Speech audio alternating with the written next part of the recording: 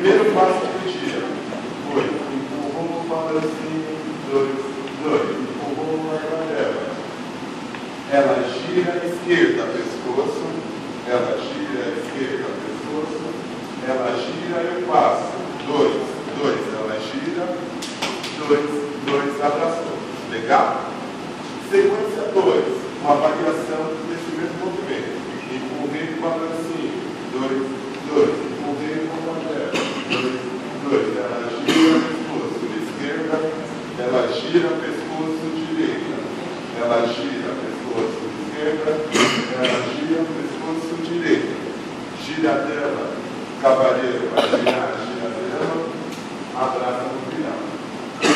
Terceiro movimento, variação também desse mesmo movimento.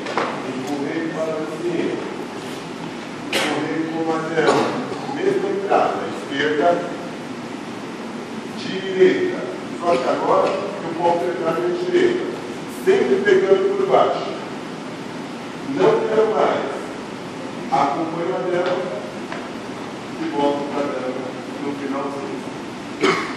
Próximo movimento, giro invertido do cavaleiro, né? Empurrou o balancinho, empurrou, acompanha. Ela gira por dentro, cavaleiro para fora e volta para dela no final. Tá? E a última sequência, foi a mais complicadinha. Então, marca, balancinho, leva a dela, troca a mão, por baixo. 1, 2, 3, ela sai. O cavaleiro vai fazer um giro invertido agora.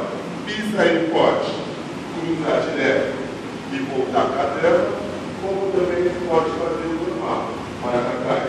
Pisa, 2, encaixa e volta com uma dela.